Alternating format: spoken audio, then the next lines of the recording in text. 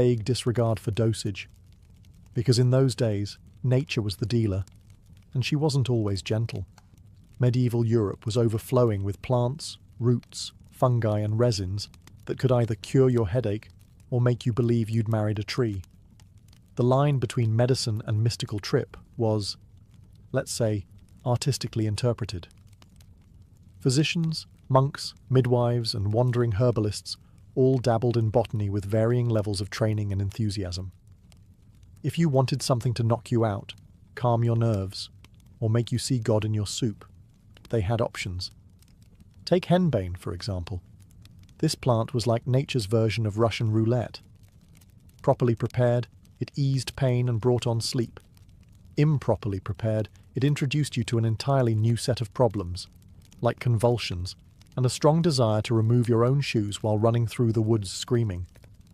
Or mandrake, the root shaped vaguely, like a human figure.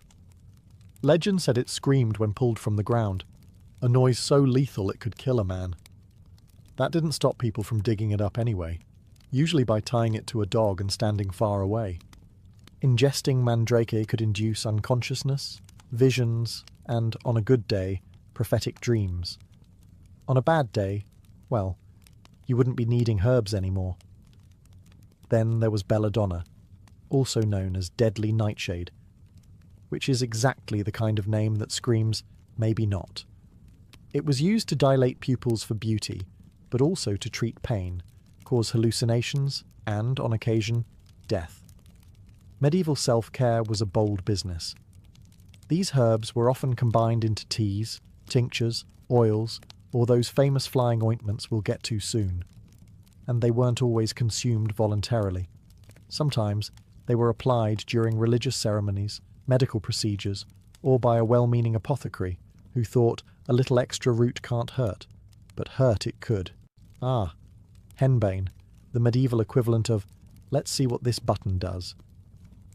Known to botanists as Hyoscyamus niger, and to everyone else as the stuff that made Uncle Bernard think he was a duck, henbane was a staple of the Middle Ages' unofficial pharmacy. Used across Europe for centuries, henbane wasn't just a casual plant. It was a mood. Monks recorded its properties in herbals. Physicians used it to dull pain. Witches used it to ride broomsticks through their imaginations. And peasants? Peasants mostly hoped not to eat it by accident. So, what exactly did henbane do? Well, that depends. In small doses, it acted as a sedative. It could ease toothaches, help with insomnia,